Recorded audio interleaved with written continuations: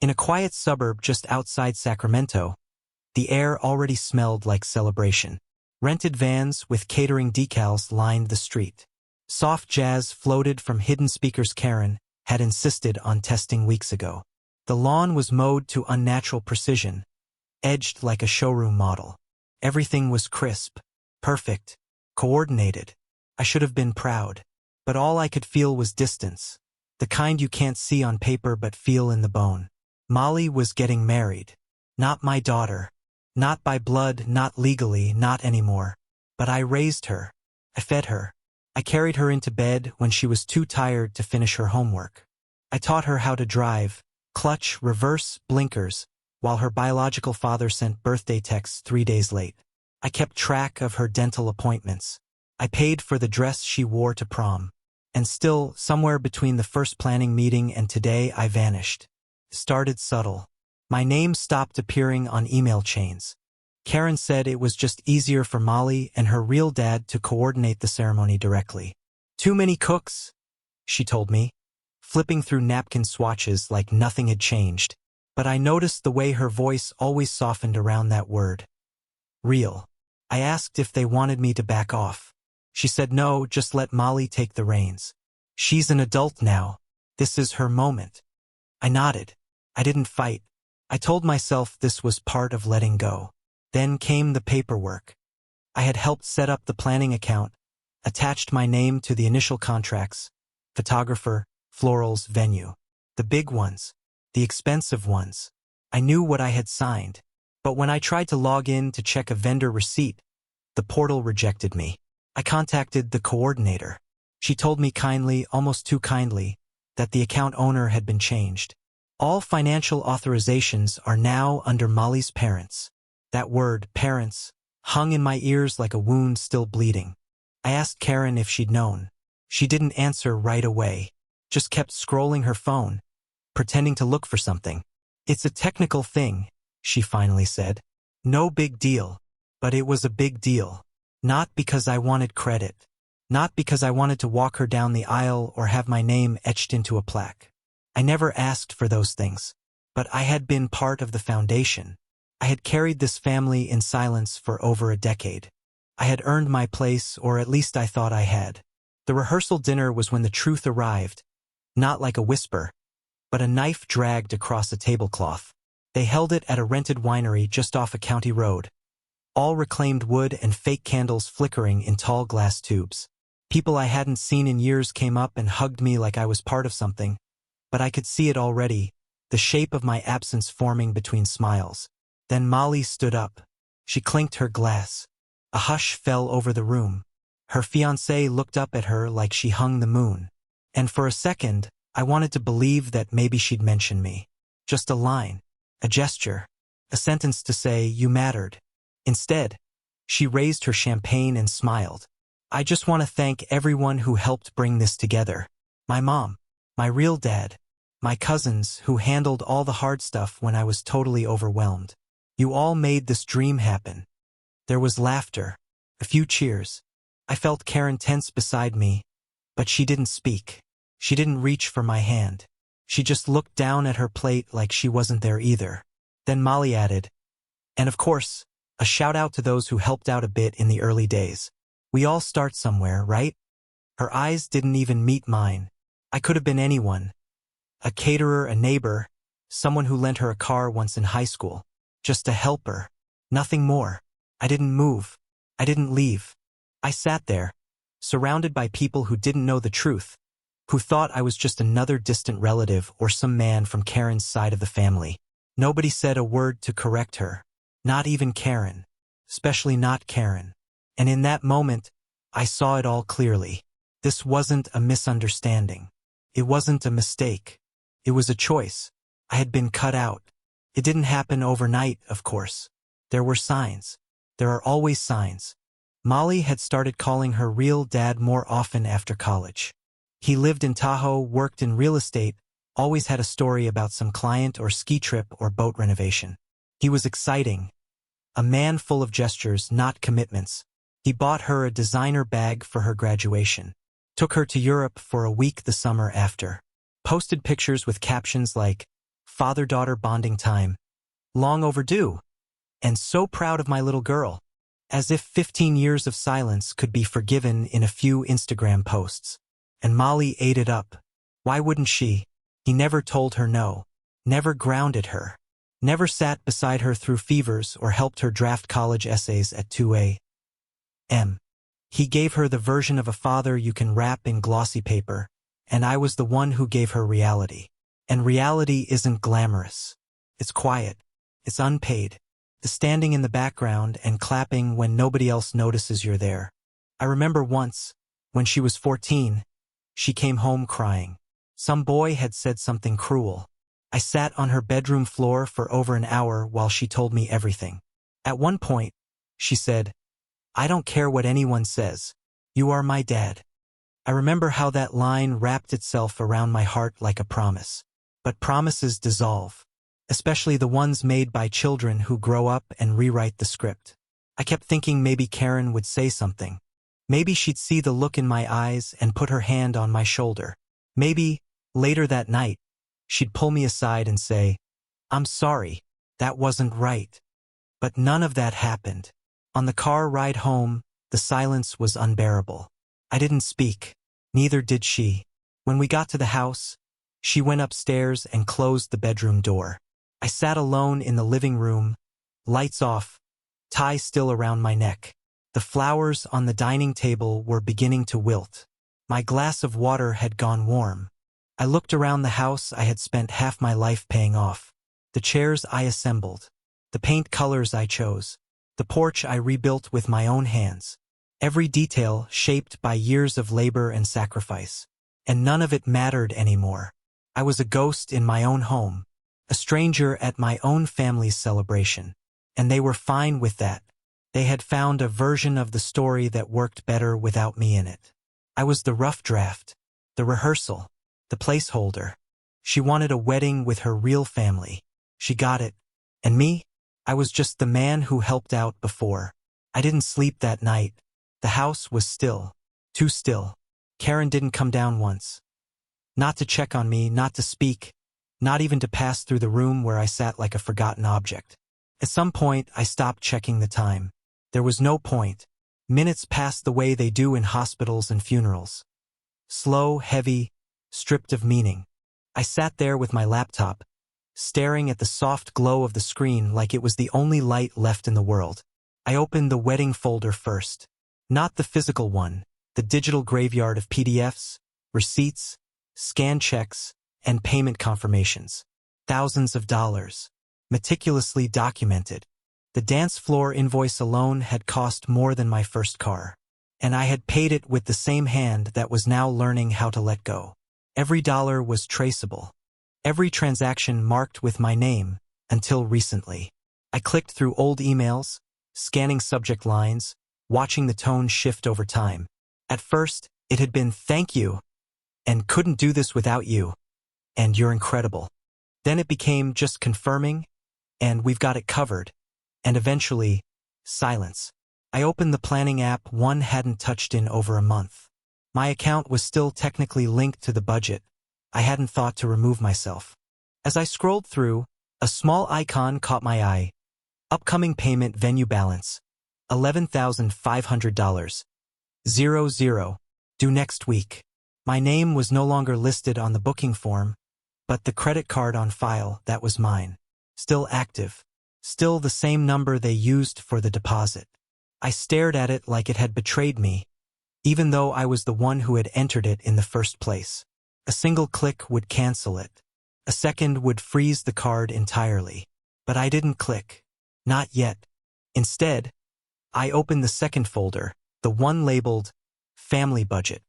This one was older, larger, built year by year like a cathedral of sacrifice. I had started it when Molly was in high school. Spreadsheets, tuition payments, car repairs, grocery receipts. Every line item told a story. A summer camp I couldn't afford but paid for anyway. A winter coat bought during a blizzard. A therapist's invoice marked urgent the week after Molly had her first panic attack. And all of it, every cent, had come from me. Karen never asked how I made it work. She just trusted that I would. That was my role. The quiet architect. The unthanked financier. The invisible pillar they leaned on until the foundation cracked. I stared at that payment notice again. $11,500. Due in 6 days. There was no ceremony, no speech, no dramatic music rising in the background. Just a click. Cancel payment. The screen asked for confirmation. I gave it. The confirmation code arrived. I typed it in. Done. That was all it took. Years of planning, months of coordination, dreams layered over my labor, frozen in a heartbeat. I didn't feel satisfaction. I didn't feel anger. What I felt was clean, like a man who had been buried alive and finally clawed his way out of the earth. I sat back and listened. The house remained quiet. Upstairs, Karen still hadn't moved. She wasn't expecting the fallout. She wouldn't hear the blast until morning. That was fine. I had time.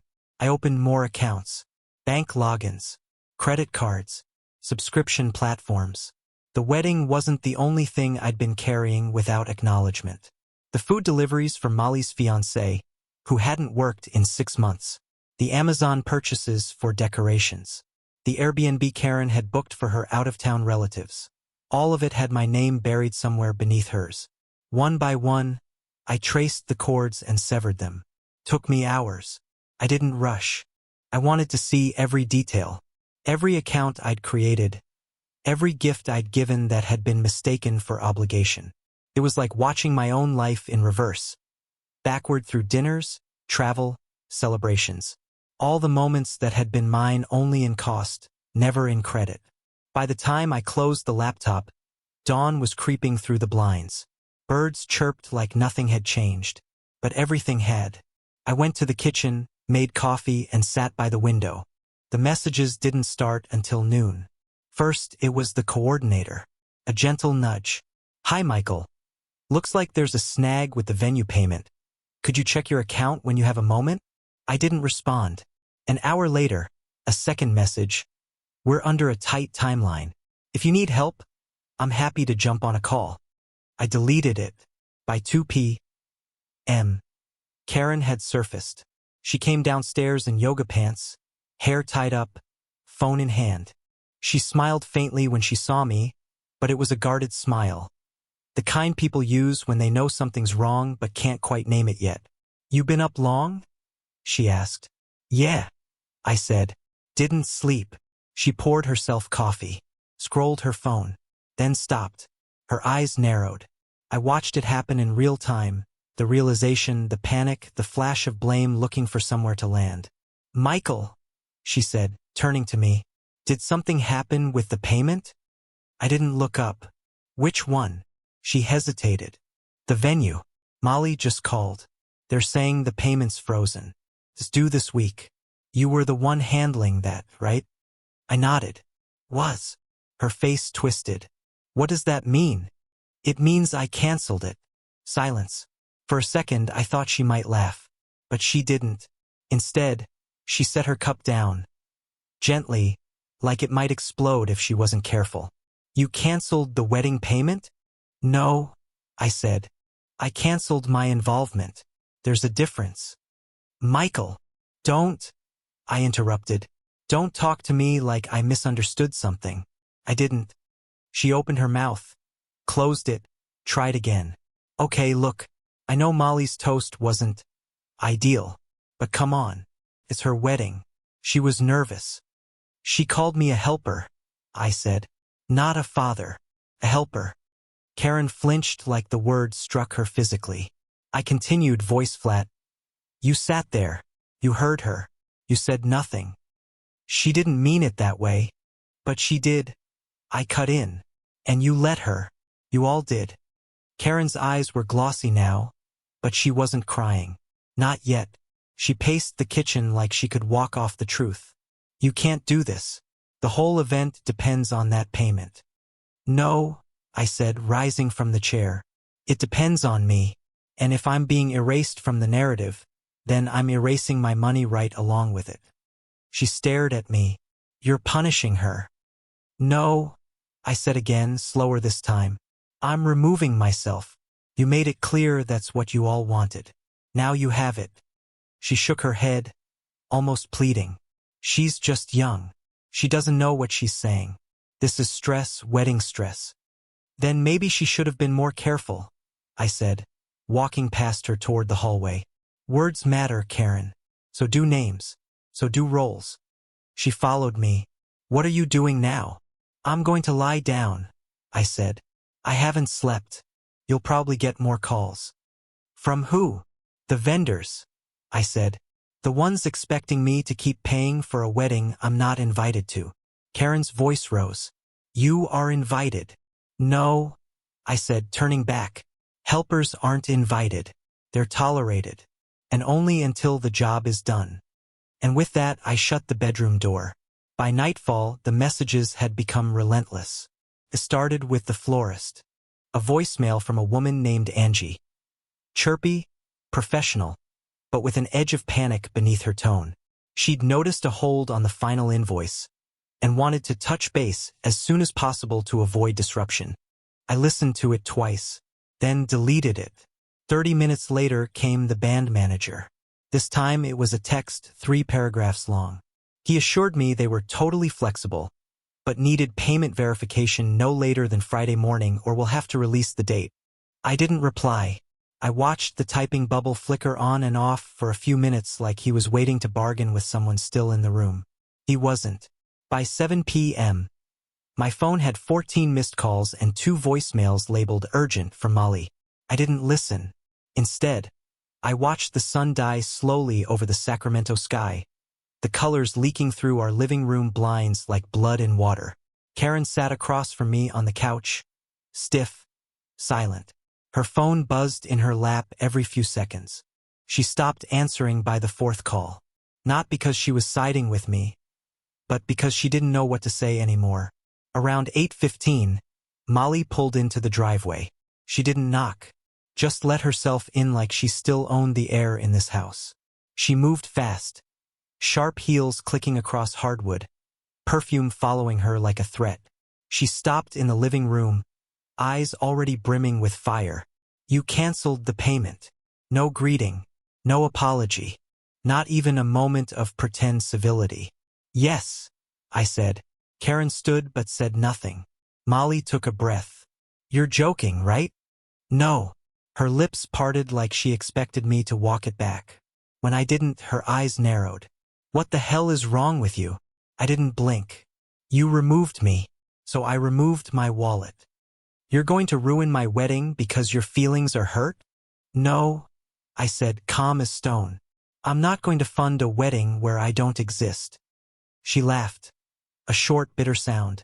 This is insane. It's childish. Grow up. That landed harder than she knew. Karen stepped forward. Molly. No, she snapped. Mom, stop. He's acting like a martyr. He's trying to punish us because he wasn't the center of attention. I stood then, slowly, deliberately. I don't want attention, I said. I want respect. You got plenty of respect. No, I got silence. I got erased. Molly crossed her arms. You helped. That's it. You helped. We thanked you. When? In what universe? You stood up in front of 50 people and rewrote our entire history like I was a footnote. She rolled her eyes. That was a toast. It wasn't that deep. Karen finally spoke. Molly, maybe you should sit. But Molly wasn't listening anymore. No, I'm not sitting. I'm not groveling. This isn't about some stupid name on a document. This is about control. He's trying to hold the wedding hostage because it doesn't revolve around him. My voice was cold now, detached. If you didn't want me involved, you should have said it earlier. You're twisting everything, she snapped. This is revenge. No, I said again. This is reality. You can't erase someone and still spend their money. That's not how this works. There was silence then, the kind that reveals what people really believe. Molly finally said it, the sentence she'd been holding like a dagger. You're not even my real dad. Karen gasped, soft, like it had punched the air from her lungs. I didn't move. I know, I said. Then why do you care so much? I looked her in the eyes. Because I showed up anyway. I didn't have to, but I did. And now I won't. You're unbelievable, she said. Do you have any idea how much pressure we're under right now? Not my pressure, I said. Not anymore. People are flying in, she snapped. Vendors are booked. The dress is ready. The photographer's locked. You can't just pull the plug. I didn't pull anything, I said. I just stopped pouring gas into a car you told me I wasn't allowed to drive. Karen tried again. Michael, please. But I turned to Molly. If your real dad's so important, I said, have him cover the balance. She flinched. Just a flicker, but it was there. I pressed in. Where's he now? Is he stepping up? Molly's mouth opened, but the words didn't come, because she knew the answer. He wasn't. He had done what he always did, show up for the photos, disappear for the bills. And now, in the final stretch, the man she'd chosen as her story's centerpiece had gone quiet again. So she turned the blade on me. You're doing this because you want to be begged, she said. You want us on our knees. No, I said. I just want out. She blinked. I turned to Karen. You didn't stop her. You let her rewrite everything. Karen's eyes were wet now. I didn't know it would go this far. It always goes this far, I said. When you pretend silence isn't a choice. The room swelled with something awful and thick. The kind of weight you only feel when the truth has been sitting too long. Molly's voice cracked then. Not out of sadness. Out of rage. You're pathetic. I stepped closer. You're broke. Her face twisted. What? You built a dream on money you didn't own. You had vendors, flowers, dresses, all booked on my tab. You never once asked what would happen if I walked away. Her hands shook. You said you'd pay. And you said I mattered. That ended it. No more words. She turned and walked out, slamming the door behind her. Karen sank onto the couch like her bones had dissolved. I didn't think she'd say that, she whispered. I didn't think she'd actually say it. She meant it, I said. You both did. She looked at me, pleading. This isn't what I wanted. No, I said. But it's what you allowed. The phone rang again. Her screen lit up with Molly's name. I watched her hesitate, then reject the call. She's going to come back, she said. She'll say sorry. I nodded. Maybe. Would that change anything? She asked. I thought about it. About the years. The effort. The weight I carried without complaint. And I said the only thing that felt true. No. Because sorry won't unspend my money. And it won't rebuild what she burned. She started to cry. I didn't comfort her. I let her cry. Because the man who used to fix things, he was done. The wedding still happened. Not the one they imagined. Not the sprawling event with candlelit terraces and champagne towers and a 5-piece jazz ensemble tucked beneath rented archways. That dream collapsed the moment I stepped away. But something resembling a wedding took its place. Smaller, quieter, desperate. They moved it to a local lodge, the kind usually reserved for retirement parties and awkward class reunions. No ballroom, no plated dinner, no custom ice sculpture carved to look like intertwined initials. It rained that morning, and they couldn't afford a canopy, so guests huddled beneath umbrellas. The photos I saw later looked like someone had tried to recreate joy using only shadows. I wasn't there. Karen didn't ask me to come. Neither did Molly. I watched the entire thing unfold from my own living room, in the same house where I had once printed the guest list and measured the backyard for emergency overflow seating. I watched it happen the way a ghost watches his own funeral, silent, unseen, and already gone. The vendors began contacting me directly once the dust settled. Some out of confusion, some out of quiet rage. The dance floor company wanted to confirm the cancellation, even though it was already obvious the floor had never been delivered. The caterer left me a message that bordered on begging. Something about sunk costs and contracts, asking if I might be willing to rejoin the process in some capacity. They still believed I could be reasoned with, that I was a rational man who might be willing to compromise. And they were half right. I was a rational man. That's why I stayed gone. It was the only thing that made sense. The fallout didn't happen all at once. First, there was silence. Days passed. Karen avoided me, floating through the house like a visitor in her own home. She moved with the careful weight of someone who understood the shape of what she had broken but didn't yet know how to name it. Her eyes searched mine sometimes, but I gave her nothing. I had no interest in being comforted by the person who had allowed my erasure. Then the letters came. Molly's voice showed up in ink. A last resort. No return address. Just 3 pages folded into an envelope that smelled faintly of her perfume. She didn't apologize. Not really. She explained. She rationalized. She wrote about pressure, about wedding stress, about trying to keep everyone happy, about trying to keep things simple. She mentioned how it got away from her, how nobody meant to hurt me, how Mom was just trying to avoid conflict. She said the word helper was never meant as an insult. She said I was important, but not once did she call me Dad. Not once did she take ownership. Not once did she write the words. I was wrong, so I burned the letter.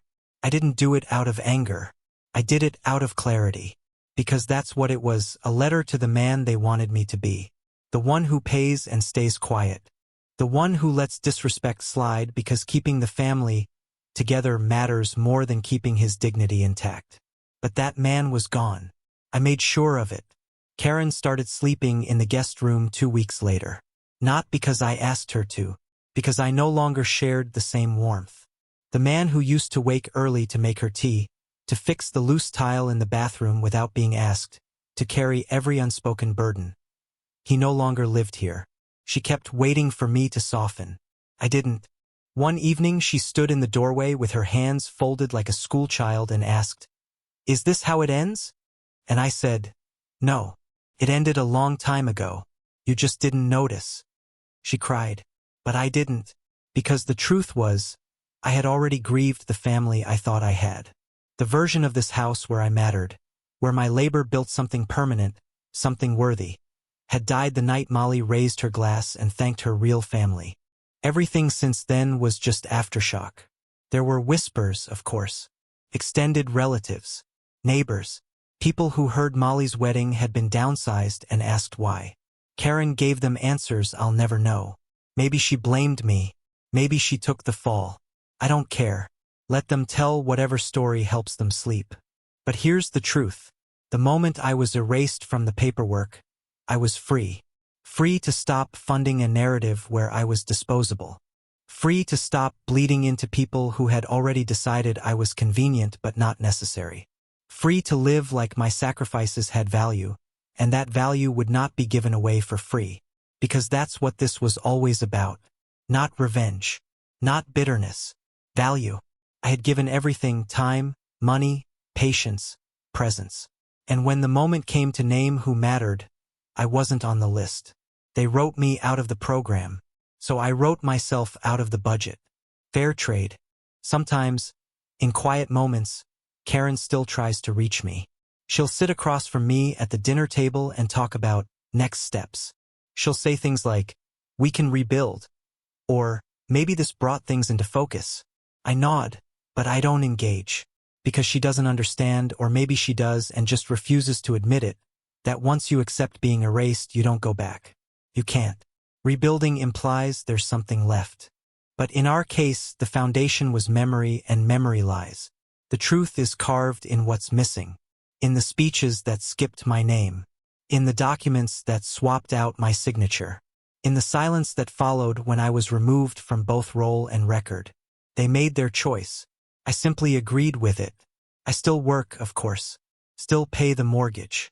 Still fix the leaking pipes when they whisper threats in the middle of the night. But I no longer extend myself into the people who made it clear I wasn't real to them. Not really. When Karen asks me now, "Will you ever forgive her?" I say the only thing I can. I don't think she ever asked for it. And she didn't. Not truly. Because asking would require owning the harm. Not explaining it. Not dressing it up in excuses and half-truths. Owning it. And no one in this house has had the courage to do that. Molly posted her wedding photos online a month later. I stumbled across them by accident. The captions read like fiction. "The perfect day with my perfect family." No mention of how the lights stayed on. No credit to the man who made the dream possible before he became inconvenient. I stared at the photos for a while. The grainy smiles. The fake joy.